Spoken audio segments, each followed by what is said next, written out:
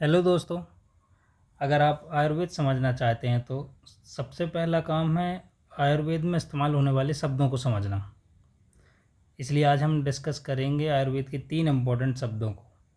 सबसे पहले देखेंगे हम क्रिया शरीर, क्रिया शारीर, फिर उसके बाद जाएंगे क्रिया शरीर पर, और उसके बाद देखेंगे हम मानसिक दोष, शारीरिक दोष और पंच महाभूत।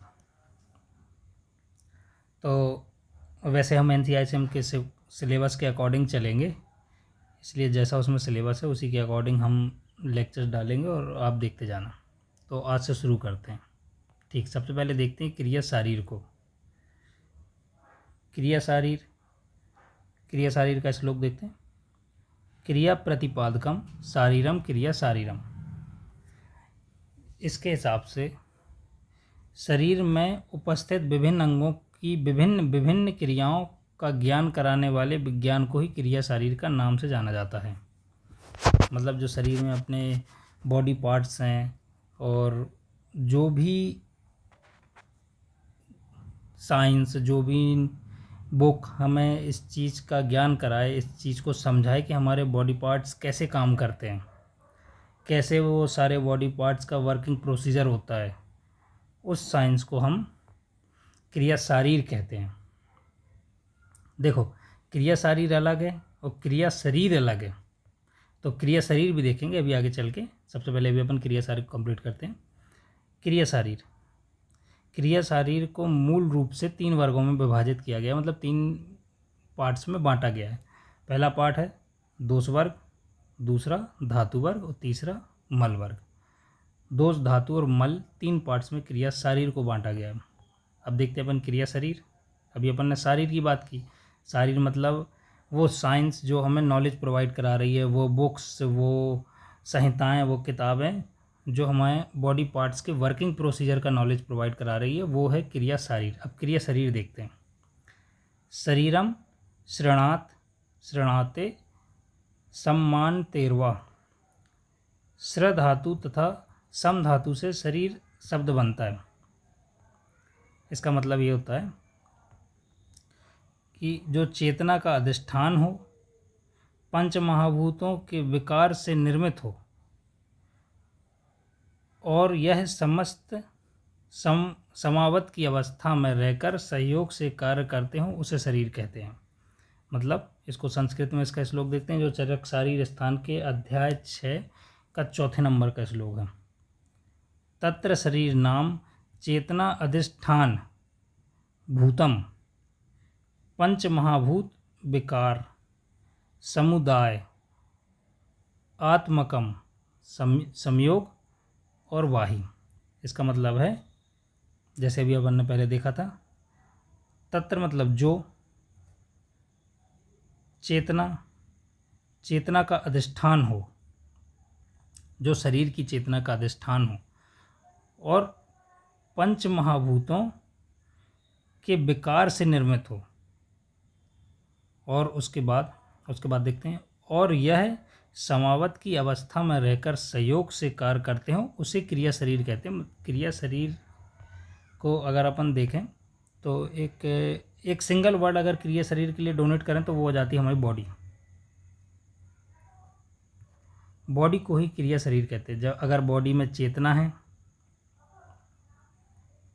हमारी बॉडी अलाइव है, कॉन्शियसनेस है, तो वो क्रिया शरीर है, जो शरीर क्रिया करने के योग्य है। इसके सिनोनिम्स देखते हैं, पर्याय। शारीर, शरीर, देह, काय और पुरुष। इन सारे वर्ड्स को याद रखना, क्योंकि ये अभी आगे चल के बहुत इस्तेमाल होने वाले हैं। अब जैसे हमने क्रिया शरीर के 3 वर्ग देखे थे, उसको बांटा गया था किस चीज़ में? दोष वर्ग में, धातु वर्ग में और मल वर्ग में। तो दोष वर्ग को अपन एक बार देखते हैं। दोष वर्ग को देखने के लिए सबसे पहले अपन एक बार श्लोक देख लेते हैं, क्योंकि आयुर्वेद पढ़ रहे हैं और इसमें श्लोक बहुत इंपॉर्टेंट होते हैं। बाकी अगर आप श्लोक याद नहीं कर सकते हैं तब भी इतनी ज़्यादा कोई प्रॉब्लम नहीं है। पहले ज़्यादा माना जाता था कि श्लोक से ही रिलेटेड क्वेश्चन आते हैं, पर अगर श्लोक याद नहीं करते तो श्लोक को पूरा तोड़ो और उसके एक एक वर्ड्स को समझ जाओ कि वो हिंदी में कहाँ दिया गया है, इससे आसानी होगी। तो दोष वर्ग का श्लोक देखते हैं। सबसे नॉर्मल, दूषणात् दोषः, जो शरीर को दूषित करते हों वही दोष कहलाते हैं। सबसे सिंपल डेफिनेशन है ये दोष की, जो शरीर को दूषित करते हों वही दोष कहलाते हैं। जैसे सबसे पहले देखते हैं दोष कितने टाइप के होते हैं। अब मुख्यतः दोष दो प्रकार के होते हैं, मतलब दोष दो ही प्रकार के होते हैं, एक शारीरिक दोष, एक मानसिक दोष।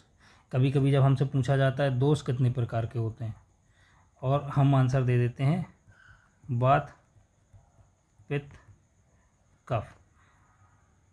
जो भी ये जानता है या जो भी ये समझता है या जो ज़्यादा गहराई से पूछ रहा है सामने वाला, वो कभी भी वात पित्त कफ को दोष नहीं मानेगा। वात पित्त कफ को शारीरिक दोष मानेगा। जैसे शारीरिक दोष 3 टाइप के होते हैं, वात पित्त कफ। पर मानसिक दोष 2 ही होते हैं, रज और तम। इसमें एक इम्पॉर्टेंट चीज़ है, अभी हम बताते हैं, पर अभी देख लेते हैं। जब कोई तुमसे दोष पूछे, कोई पूछे कि दोष क्या होते हैं, तो हमें आंसर क्या देना है। अगर एक पर्टिकुलर और प्रोफेशनल आंसर देना चाहते हो तो उससे यही बोलना कि दोष 2 प्रकार के होते हैं, एक शारीरिक और एक मानसिक। इससे क्या होगा कि इससे पता चलेगा कि हाँ हम जानते हैं, हमने पढ़ा है।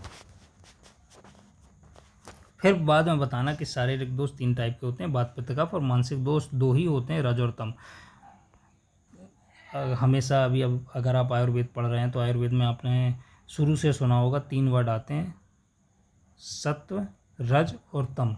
पर सत्व के साथ एक अच्छी चीज़ है, सत्व को आचार्यों ने दोष नहीं माना है, क्योंकि जो व्यक्ति सत्व को धारण करेगा, सत्व के अकॉर्डिंग आहार विहार करेगा, मतलब उसी के अकॉर्डिंग खाना खाएगा, उसी के अकॉर्डिंग अपनी दिनचर्या रखेगा, उसी को विहार कहते हैं, दिनचर्या, अपने काम करने का तरीका और बाकी सब चीज़ें। तो जो व्यक्ति सत्व के अकॉर्डिंग चलेगा, हितायु जिएगा। हितायु का मतलब अभी हम पदार्थ विज्ञान में फिर से देखेंगे हितायु का, अभी थोड़ा सा बता देते हैं। जो सत्व के अकॉर्डिंग ही अच्छी भलाई के काम करेगा, दान पुण्य करेगा, सबसे अच्छे से बात करेगा, सबके साथ मन में प्रेम रखेगा, सात्विक आहार करेगा, सात्विक विहार करेगा, तो वो कभी दोष में नहीं आएगा, दूषित नहीं होगा। सत्व के अकॉर्डिंग जो चलता है वो दूषित नहीं होता, इसलिए सत्व को सिर्फ आचार्यों ने गुण माना है।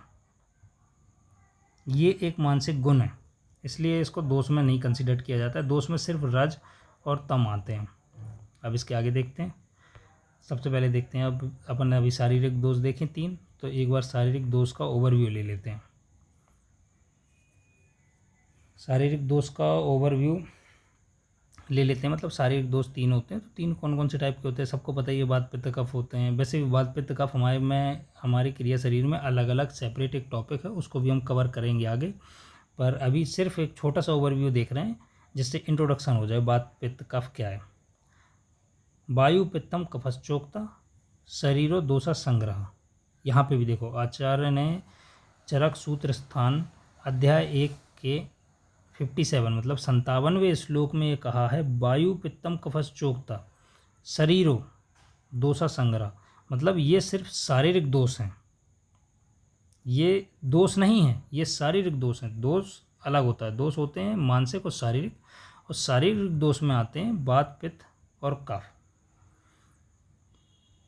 अब इसके बाद अपन देखते हैं वात पित्त कफ शारीरिक दोष हैं, इस श्लोक का मतलब बता देते हैं। अर्थात वात वायु, पित्त पित्त, कफ ही शरीर के दोष का संग्रह है।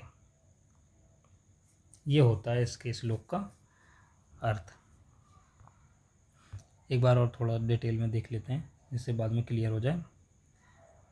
वात पित्त कफ की विषमता से ही शरीर में रोग उत्पन्न होते हैं, और इनकी समावस्था ही शरीर को स्वस्थ बनाती है तथा शरीर की प्रकृति निर्माण भी करती है। प्रकृति सबको पता होगा, प्रकृति जैसे हमारी प्रकृति होती है 7 प्रकार की, 7 टाइप की प्रकृति होती है। पहली होती है वात, दूसरी पित्त, तीसरी कफ। अब चौथी प्रकृति होती है वात और पित्त, पांचवी होती है पित्त और कफ, छठी होती है कफ और वात। ये छठवीं प्रकृति। अब सातवीं प्रकृति में तीनों दोष एक साथ आ जाते हैं, वात, पित्त और कफ। ये तीनों दोष मिलके ही सातवीं प्रकृति बनाते हैं। तो देखो यहाँ पे भी लिखा है जैसे वात, पित्त, कफ शरीर की प्रकृति निर्माण भी करते हैं। इसके साथ साथ जब ये विषम हो जाते हैं, मतलब जब देखो जैसे हमारी प्रकृति है वात की, तो हमारे शरीर में वात की प्रधानता तो पहले से होगी, मतलब वात डोमिनेट करेगा बाकी के 2 दोषों को। पर जब वात डोमिनेट कर रहा है और बाकी के 2 दोषों में से कोई एक इंक्रीज़ हो गया, कोई एक डिक्रीज़ हो गया, कोई एक दोष बढ़ गया, कोई एक दोष कम हो गया, तो इस कारण से फिर हम बीमार पड़ने लगेंगे। जिस टाइप का दोष विकृत होगा उसी टाइप की बीमारी भी हमें घेर लेगी। पर जब ये तीनों बराबर रहते हैं, समावस्था में रहते हैं, तो हमारे शरीर को स्वस्थ बनाए रहते हैं। इसके आगे देखते हैं, या अगले वाले श्लोक में लिखा है, ये श्लोक मिला है चरक सूत्र स्थान के 21वें अध्याय के 8वां श्लोक है। विसर्गदान विक्षेपे सौम्य सूर निलस यथा धारयन्ति जगद्देहम कफ पित्त अनिला स्थिता।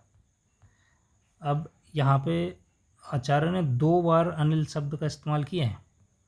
इसमें सबसे पहले बहुत प्यारी चीज़ नोटिस करने के लिए अनिल, इस वाली लाइन को पढ़ के सौम्य मतलब चंद्रमा, सूर्य मतलब सब जानते हैं सन, सूर्य, पर इस वाली लाइन में अनिल का मतलब है वायु, एयर।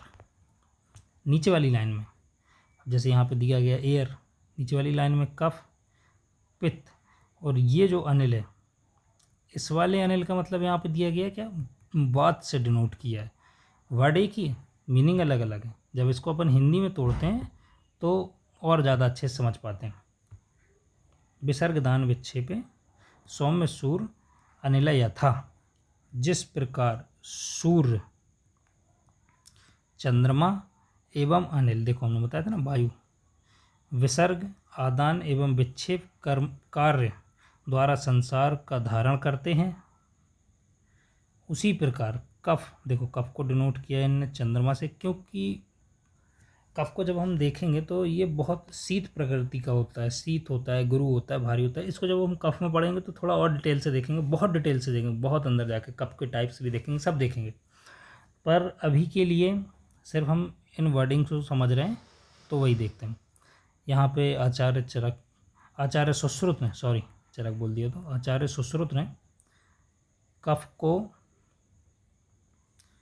चंद्रमा के साथ कंपेयर किया है और पित्त को सूर्य के साथ, मतलब सन के साथ, और वात को देखो अभी हमने बताया था वायु के साथ, क्योंकि वात का गुण रहता है, चल गुण रहता है, रुक्ष रहता है। तो वायु भी हमारी रूखी रहती है, चल रहती है, मतलब चल का मतलब होता है मूवमेंट करती रहती है, मोबाइल रहती है।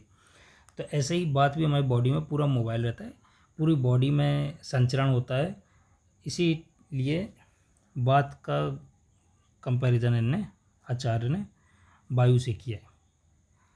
अब उसी प्रकार कफ, पित्त, वात शरीर का धारण करते हैं। किस प्रकार से धारण करते हैं, जिस प्रकार से सूर्य, चंद्रमा एवं वायु संसार का धारण करती हैं, उसी प्रकार से कफ, पित्त और वात शरीर का धारण करते हैं। यहाँ पे आचार्य ने संसार की तुलना शरीर से की है और संसार के 3 मुख्य भूतों की तुलना हमारी शरीर के वात, पित्त और कफ से की है। यहाँ पे ये अपना शारीरिक दोष का ओवरव्यू ख़त्म करते हैं। अब थोड़ा सा ओवरव्यू मानसिक दोष का भी देख लेते हैं। मानसिक दोष में देखते हैं, जैसे हमने पढ़ा था अभी कि दोष 2 टाइप के होते हैं। शारीरिक देखे पहले हमने, अब अपन मानसिक देखेंगे। मानसिक दोष में मानसः पुनर्दृष्टो रजश्च तम एव च। अब चरक सूत्र स्थान के पहले अध्याय दीर्घ जीवंती अध्याय जो है उसके 57 मतलब 57 नंबर के श्लोक में लिखा है। आधा श्लोक हमने ऊपर देखा था शारीरिक दोषों में, ये सेम श्लोक है। उस श्लोक की एक लाइन ये, उसी सेम श्लोक की दूसरी लाइन हमें यहाँ मिल जाती है। मानस दोष देखते हैं तो मानसः पुनर्दृष्टो, मानस दोष दो होते हैं, रज और तम। एवं मानस दोषों में भी रज को प्रधान माना जाता है। अब देखो मानस दोष दो टाइप के होते हैं, ये तो हम पहले देख चुके हैं। अब कौन कौन से होते हैं? पहला होता है रज और दूसरा होता है तम। इन दोनों में भी जो सबसे ज़्यादा डोमिनेटिंग दोष होता है मानस का, वो होता है रज। राजसिक दोष के बारे में अगर देखें तो हम थोड़ा सा ओवरव्यू दे देते हैं। राजसिक दोष वो होता है, आपने कभी देखा होगा ऐसे अपने दोस्तों को या अपने जानने पहचानने वालों को, वो थोड़ा मसालेदार खाना खाते हैं। आजकल तो सभी खाते हैं क्योंकि सात्विक गुण धीरे धीरे ख़त्म होते जा रहे हैं, तो राजसिक और तामसिक ही चलता है। तो मसालेदार खाना खा रहे हैं, अग्रेसिव हो रहे हैं, झगड़ लेते हैं, लड़ लेते हैं, किसी से बुराई हो जाती है, किसी से गुस्सा हो जाते हैं, ये सब राजसिक हैं। अगर किसी चीज़ का हमें बुरा लग रहा है तो मतलब इसका मतलब हमारे अंदर अभिमान है। और अभिमान किसके अंदर होता है?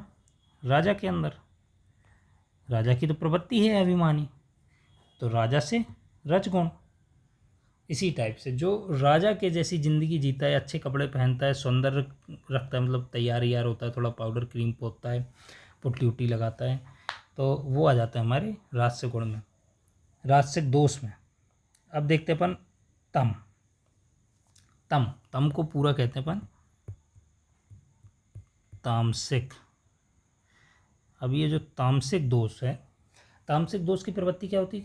अपने आसपास ऐसे कुछ दोस्त देखे होंगे अपने, जो दिन भर ऐसे पड़े रहते हैं, ऐसे आलस आता रहता है, नींद आ रही है, बाल बिखरे हुए हैं, थोड़ा सा हैवी शरीर है, स्थूल अंग है, मतलब हर चीज़ में आलस, अरे कर लेंगे, देख लेंगे, जो भी होगा ऐसा आराम से देखा जाएगा, अरे अभी नहीं जा रहे यार। इस टाइप के जो दोस्त होते हैं वो तामसिक गुण वाले होते हैं, उनके अंदर तामसिक दोष आ जाता है।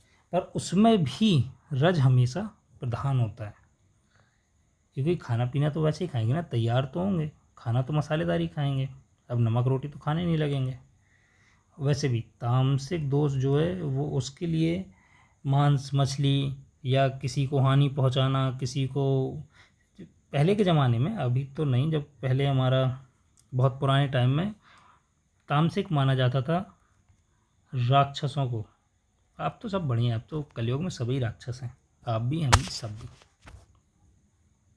अब देखते हैं रज एवं तम के उद्रेक से, मतलब रज और तम के होने से या बढ़ने से या मौजूद होने से क्या होता है?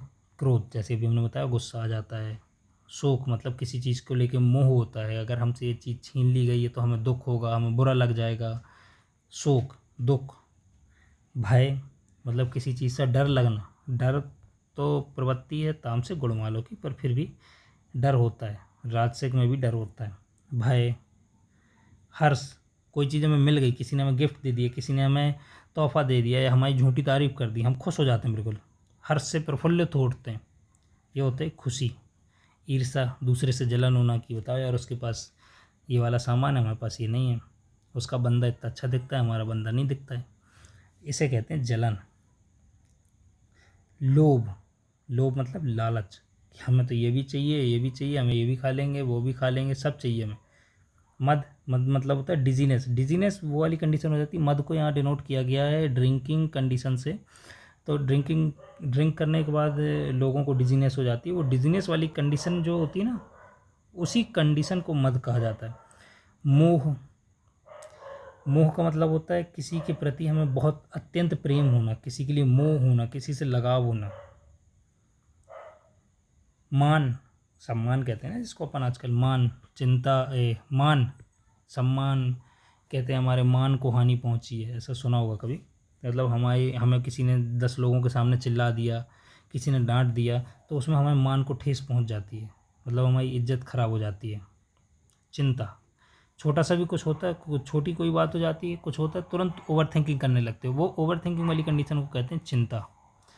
ये सब उत्पन्न होता है रज एवं तम के होने से, आदि विकार उत्पन्न होते हैं। ये देखो, हमने मानसिक दोष भी देखा, और मानसिक दोष देखते देखते आपने अपने मन में सोच भी लिया होगा कि कौन सा वाला दोस्त के हमारे किस दोस्त से, हमारे किस फ्रेंड से मिलता जुलता है। अब अपन थोड़ा आगे बढ़ते हैं, क्योंकि इसमें अपन सब कुछ नहीं समझेंगे। ये सारे जो हम वर्ड पढ़ रहे हैं ना अभी, इनके सबके अलग अलग सेपरेट टॉपिक्स हैं। सेपरेट टॉपिक्स के लिए अलग अलग वीडियो डालेंगे। अभी सिर्फ एक ओवरव्यू देख रहे हैं, इसलिए ओवरव्यू के लिए हम थोड़ा थोड़ा बता रहे हैं। अब देखते हैं पंच महाभूत। हमारे पंच महाभूत कौन कौन से हैं। संसार के बड़े से बड़े और सूक्ष्म सूक्ष्म, मतलब छोटे माइक्रो वाले, छोटे एटम वाला या उससे भी छोटा कुछ हो, तो द्रव्यों की उत्पत्ति पंच महाभूतों से होती है। मतलब जो भी संसार में बना है, लिविंग, नॉन लिविंग,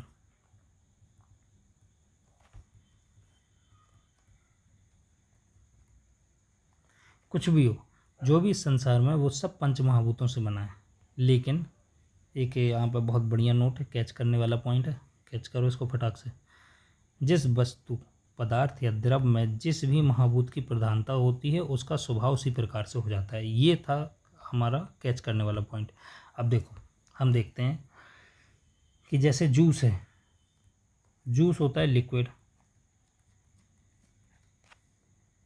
इसमें किसकी प्रधानता होगी, जल की, पर कंप्लीटली लिक्विड नहीं होता है, ये थोड़ा सा स्लाइमी टाइप का होता है। मतलब किसी मैंगो जूस देखा होगा, आम का रस, तो वो थोड़ा चिपचिपा सा होता है, तो उसमें जल तो है, जल महाभूत। जल महाभूत के साथ साथ उसमें पृथ्वी भी है, पृथ्वी के साथ बाकी सारे महाभूत भी हैं, पर इन दोनों चीज़ों की डोमिनेंसी ज़्यादा है। महाभूत देख लेते हैं, फिर हम और एग्जाम्पल बताएंगे। सबसे पहले है आकाश। आकाश महाभूत को डिनोट किया गया हॉलो स्पेस से,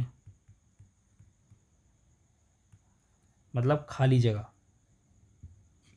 स्पंज देखा है, स्पंज में ऐसे हॉलो स्पेस रहती है, तो जो वो हॉलो स्पेस है वो आकाश महाभूत की। वायु, वायु एयर, एयर किस चीज़ में नहीं होती। अग्नि, अग्नि को डिनोट किया गया यहाँ गर्म, उष्ण, उष्ण तीक्ष्ण या गर्म, गर्म चीज़ों से। जल, जल को तो सब जानते हैं, लिक्विड होता है, स्लाइमी होता है, चिपचिपा। अगर ये जल चिपचिपा लग रहा है तो उसमें पृथ्वी महाभूत भी मौजूद है। पृथ्वी का गुण होता है, क्योंकि गुरुता, हार्डनेस, हैवीनेस, ये पृथ्वी का गुण होता है। अब देखते हैं, हम अपन कुछ एग्जांपल ऐसे मतलब बता रहे हैं, वो नोट्स में नहीं है, आप खुद समझ जाओगे। तो आकाश महाभूत, वायु महाभूत, अग्नि, जल, हर चीज़ में ये पांचों महाभूत ही होंगे, पर डिपेंड करेगा कि उसमें प्रधानता किसकी, प्रधानता मतलब डोमिनेंसी किसकी ज़्यादा है। जिसकी डोमिनेंसी ज़्यादा होगी वो चीज़ भी हमें वैसी दिखेगी। अभी हमने एक एग्जांपल लिया था जूस का, अब एक एग्जांपल देखा हमने स्पंज का। इसी टाइप से अपन एग्जांपल देख लेते हैं टेबल, टेबल का। टेबल पर जो प्लाई लगी रहती है उसका, प्लाई हार्ड रहती है, पर उसको बहुत ज़्यादा अंदर माइक्रो में देखेंगे तो उसमें से होलो स्पेस भी होते हैं, होलो स्पेस में एयर भी होगी। इसके साथ साथ उसकी हार्डनेस के कारण उसमें प्रधानता किसकी बताओगे, पृथ्वी की। पृथ्वी की प्रधानता है, होलो स्पेस, आकाश, वायु, ये तो साफ हम देख पा रहे हैं। लेकिन कहीं ना कहीं उसमें 0.0000001% जल और अग्नि की भी प्रधानता होती है। सब मौजूद होते हैं, हर चीज़ में पांचों महाभूत हैं, बस डिपेंड करता है उसमें डोमिनेंसी किसकी ज़्यादा है। अब अभी एक काम करो, कमेंट करके 3-4 एग्ज़ाम्पल हमें दो, और एग्ज़ाम्पल में बता देना कि इसमें किस महाभूत की डोमिनेंसी है। फटाफट कमेंट कर दो, एग्ज़ाम्पल लिखो, पंच महाभूत लिखो, और बताओ इस महाभूत में किस चीज़ की डोमिनेंसी ज़्यादा है। फिर अपन देखते हैं त्रिगुण का महाभूतों से संबंध। मतलब जो हमने 3 गुण देखे थे, सत्व, रज और तम, ये 3 गुण देखे थे हमने। अब इन्हीं को हम देखते हैं पांचों महाभूत इन 3 गुणों में कहाँ हैं। तो देखते हैं एक बार। आकाश महाभूत, आकाश में सत्वता प्रधान होती है। वायु, वायु में रज प्रधान होता है। अग्नि में सत्व और रज प्रधान होते हैं। जल महाभूत में सत्व और तम प्रधान होता है। पृथ्वी में तम प्रधान होता है। हम बता देते हैं एक का। पृथ्वी को गुरु माना गया है। पृथ्वी का सबसे मुख्य गुण है गुरु गुण, हार्डनेस, टफनेस, हैवीनेस। और जो तम गुण प्रधान युक्त व्यक्ति होगा, जिसका मन में तम गुण अधिक होगा, अधिक डोमिनेंट होगा, वो वैसे ही हैवीनेस रहेगी उसकी बॉडी में, और कुछ नहीं, मतलब बैठा रहेगा, आलस करता रहेगा, हिलेगा डुलेगा नहीं ज़्यादा, हार्डनेस रहेगी। ये उसकी मेंटलिटी है, उसकी हार्डनेस मेंटलिटी में है।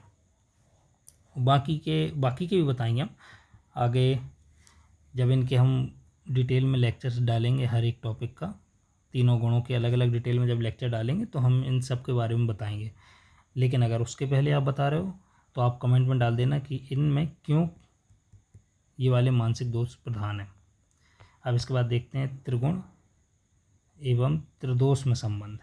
अब जो 3 दोष पढ़े थे हमने, वात, पित्त, कफ, और जो हमने 3 गुण पढ़े थे सत्व, रज और तम, उन तीनों में अपन देखते हैं कि कौन कौन से दोष प्रधान हैं। सत्व में पित्त प्रधान है। सत्व में पित्त इसलिए प्रधान है क्योंकि सत्व को तेज माना गया है। सत्व को तेज से डिनोट किया गया क्योंकि सत्व प्रधान युक्त व्यक्ति, जो सत्व जिस व्यक्ति में प्रधान है उस व्यक्ति में तेज होगा। और पित्त का तो हमें पता ही है, और नहीं पता है तो आगे जान जाएंगे। ऐसा कुछ नहीं कि नहीं पता है तो अभी जानेंगे नहीं, आगे और वीडियो आएंगे और लेक्चर आएंगे तब हम जान जाएंगे। पित्त का एक गुण होता है तेज,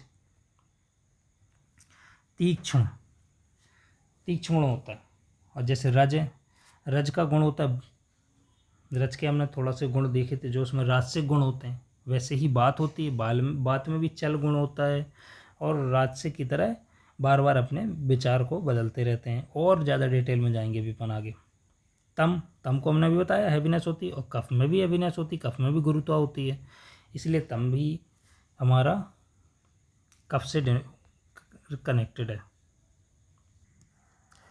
अब अगर अपन आगे देखें तो थोड़ा सा मॉडर्न से कोरिलेट करते हैं इसको, थोड़ा सा, बस ज़्यादा नहीं, क्योंकि अभी यहाँ पर ज़रूरत नहीं है। वैसे फिर भी हम ऐसे ओवरव्यू देते हैं। जैसे मॉडर्न में बॉडी की फंक्शनिंग के लिए सबसे इम्पोर्टेंट क्या होता है? Nervous system, hormones. सबसे पहले नर्वस सिस्टम जो होता है उसी टाइप से यहाँ वर्क करते हैं दोष। जैसे बात दोष है, पित्त है, ये हमारे नर्वस सिस्टम को लेके वर्क करते हैं बढ़िया, इसी से उसको कोरिलेट किया जा सकता है। अब अगर हार्मोन्स को देखें, मेटाबॉलिज्म को देखें, तो ये हो जाते हैं कि हमारी धातु। जब अपन धातु के बारे में पढ़ेंगे तो देखेंगे कि हर एक धातु अगली धातु का निर्माण करती है और हमारी बॉडी को पोषण करती है। दोनों काम एक साथ करती है। अगली धातु के लिए भी पोषण, जो मटेरियल होता है, जो रॉ मटेरियल होता है, वो अगली धातु के लिए ट्रांसफ़र कर दी जाती है, और जो पहली धातु होती है उसकी फुलफिलमेंट करती है।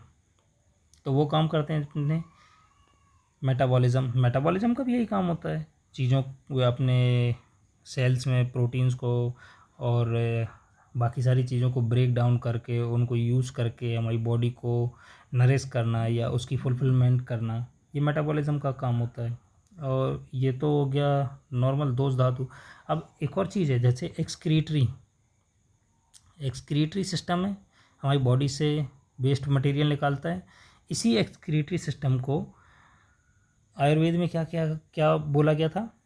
मल। अभी हमने शारीरिक दोष देखे थे, मानसिक दोष देखे थे, ये तो हमने दोष वर्ग देखा। अभी धातु वर्ग आएगा, धातु वर्ग के बाद मल वर्ग आएगा। मल वर्ग का एक छोटा सा नाम बस बताते। 3 टाइप के मल होते हैं। स्वेद मतलब पसीना, स्वेट। पुरीस मतलब वेस्ट मटेरियल, स्टूल। और मूत्र मतलब यूरिन। ये 3 टाइप के मल होते हैं। ये हमारी बॉडी से वेस्ट मटेरियल को एक्सक्रीट आउट कर देते हैं, और यही काम कौन करता है? हमारा एक्सक्रीटरी सिस्टम मॉडर्न में। और अगर अपन मानसिक दोष को देखें तो जैसे मॉडर्न साइंस के अकॉर्डिंग ह्यूमन बिहेवियर किस चीज़ पे डिपेंड करता है, हमारी पर्सनालिटी ट्रेट्स पे। और पर्सनालिटी ट्रेट्स असल में हैं क्या? वो मानसिक दोष ही तो हैं, राजसिक, तामसिक, सात्विक। इन्हीं मानसिक दोषों से ही हमारे पर्सनालिटी ट्रेट बनते हैं। जैसी हमारी पर्सनालिटी रहेगी, वो पर्सनालिटी जैसी भी हो, पर उसके पीछे हमारा बिहेवियर डिपेंड करेगा कि हम किस टाइप के बिहेवियर से हैं। तो आज के लिए इतना ही रखते हैं, आगे के लेक्चर्स आते रहेंगे और आगे के लेक्चर्स में ये सारी चीज़ें बहुत आएंगी, अभी तो आगे चल के बहुत आएंगी, इनको बार बार अपन यूज़ करेंगे और ज़्यादा डिटेल में देखेंगे। वैसे NCISM के सिलेबस के अकॉर्डिंग चल रहे हैं और NCISM के सिलेबस में क्रिया शरीर का फर्स्ट टॉपिक यही था और इतना ही छोटा है क्योंकि इसको आगे एक्सपांड करना है, आगे टॉपिक्स हैं, अलग अलग चैप्टर्स हैं ये सारे टॉपिक्स पे। तो अभी के लिए इतना ही रखते हैं। वीडियो अच्छी लगी हो तो लाइक कर दो और कमेंट्स में आंसर ज़रूर देना। जो पूछते जा रहे हैं उनके आंसर आप कमेंट्स में डालते जाओ। जैसे अभी हमने बोला था कि उसका एग्ज़ाम्पल डाल दो पंच महाभूतों के, और उसमें डाल देना ये भी कि इसमें कौन सा महाभूत प्रधान है। अगर बढ़िया लग रहा हो तो कंटिन्यू रखो। इसके साथ साथ अगले 6 महीने में हम सारा सिलेबस फर्स्ट ईयर का BAMS फर्स्ट ईयर का पूरा आयुर्वेदा मॉडर्न दोनों कंप्लीट करा देंगे। बस वीडियो में आगे जुड़े रहो। तो अब चलते हैं, अब अगली वीडियो में मिलेंगे और आगे का पढ़ेंगे।